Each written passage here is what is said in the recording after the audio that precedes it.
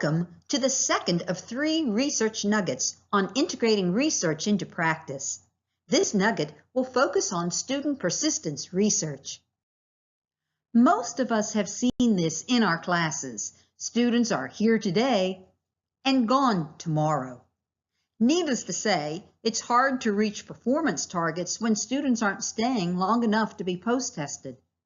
But most importantly, what should or could we be doing differently that might have prevented some of them from exiting our programs early? During this research nugget, we will take a quick look at 4 research studies related to student persistence. Persistence among ABE students in pre-GED classes by John Cummings, David Johnson's work on making the connection, engaging and retaining community and technical college students, Hal Beater and Patsy Medina's research entitled The Classroom Dynamics Study, and Alan Quigley's The First 3 Weeks, a Critical Time for Motivation. After you view this research nugget, you will want to read the 4 research briefs for each of these studies contained in your activity packet that was emailed to you. The research briefs are relatively short, but we have also included URLs to the full report if you are interested in learning more. As we begin, there are a couple of things you'll want to keep in mind. Remember, research tells us what is reasonable to believe. It is up to you to determine if the findings and recommendations make sense for your program. Some of the research may appear somewhat dated, but we think you'll discover that the findings still hold value today. So let's begin with what some consider the most valuable research on student persistence for adult education students. In 1999, John Cummings, Andrea Perella, and Lisa Sorensen surveyed 150 adult learners and observed 9 programs who were trying to improve persistence in the New England states. So, are adult education students from New England similar to those in Oregon? Let's look at some of the findings and you can decide. The research discovered some very interesting characteristics of adult education students. It found that students fell into one of 5 primary categories or pathways. Long-term students were those students who were highly motivated with few barriers. They were usually older but made slow progress. Do you have some of those students in your program? The mandatory students, such as court-ordered youth, often had poor motivation. There were short-term students, those who were enrolled to learn something for a very specific purpose and then left. And there were tryout learners.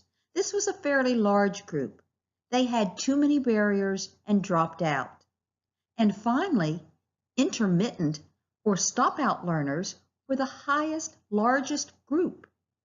They were motivated and attended regularly, but when a barrier emerged, they needed to stop out, but planned to return later when the barriers went away. Think about that last group. If a large percentage of your students who exit early really want to return, what are you doing to make sure they are kept engaged and connected to your program during their absence? Are you getting them enrolled in distance learning programs or staying in touch with them?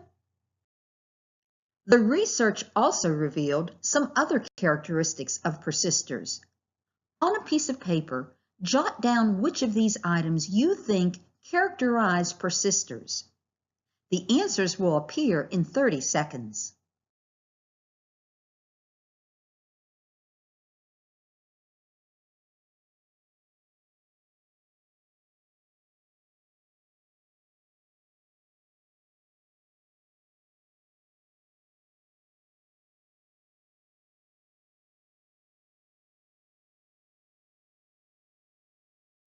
Let's see how you did. Persisters tended to be over the age of 30.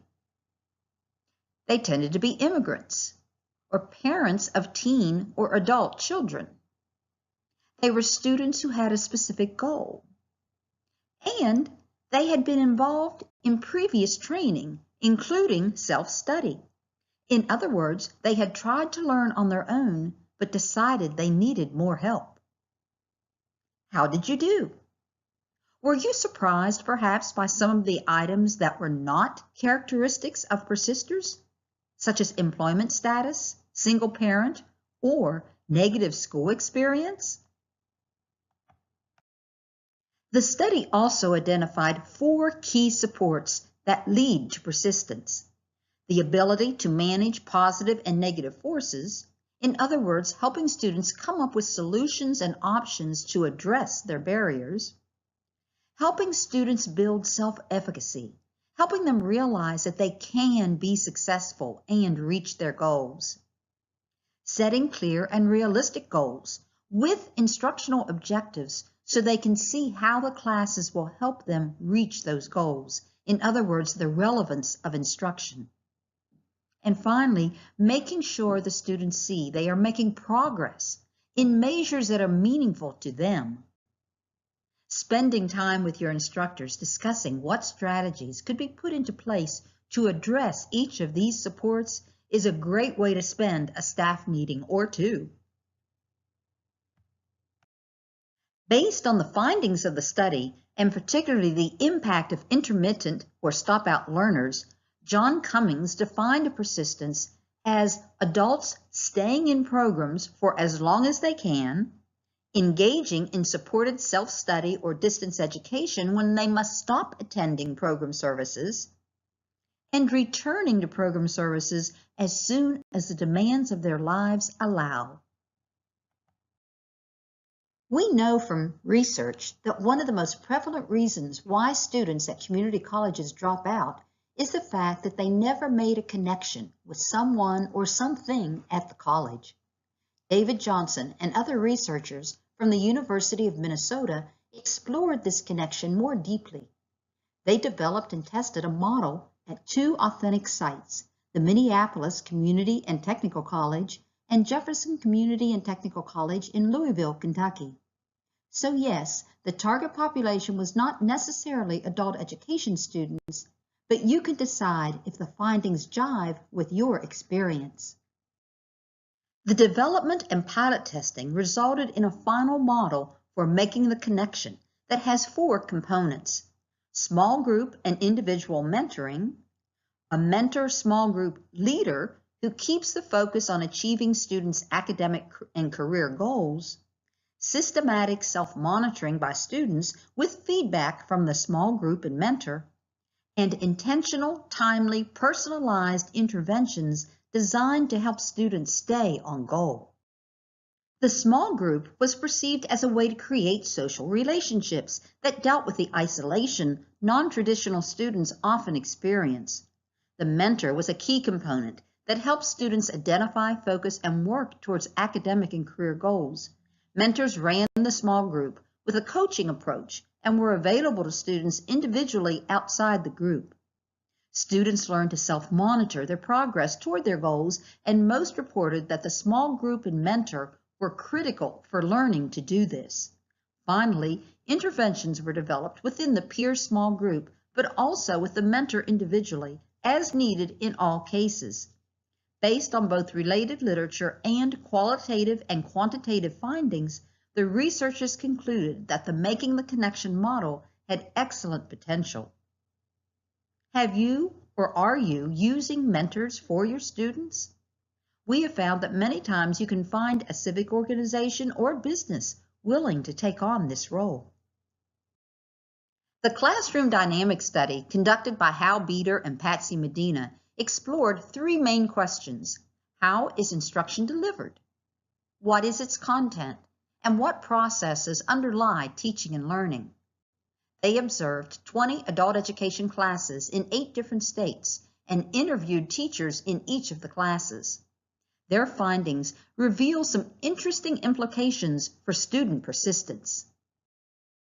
The study found that despite teachers' proclaimed desire to meet learners' needs, the researchers found little evidence that teachers systematically assessed learners' needs or evaluated whether instruction met individual or group needs.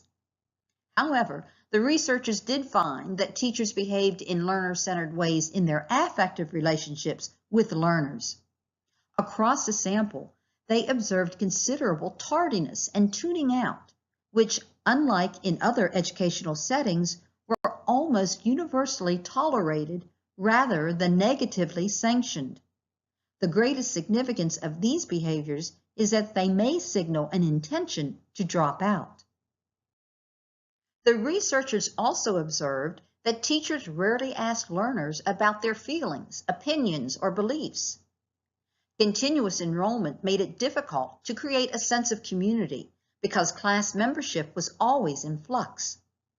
Continuous enrollment and mixed skill levels are among the most serious and understated problems in adult literacy education, according to this research study. Alan Quigley, a former local adult education director, conducted a lot of research in adult education. Based on his own research and a synthesis of other research related to persistence and motivation, he wrote this article, "The First 3 Weeks, a Critical Time for Motivation." This research has particular relevance on your intake and orientation process and how you get new students off to the right start. Quigley explains that if we can address potential barriers up front during the first 3 weeks, that learner persistence can improve significantly. Alan found 3 barriers to persistence.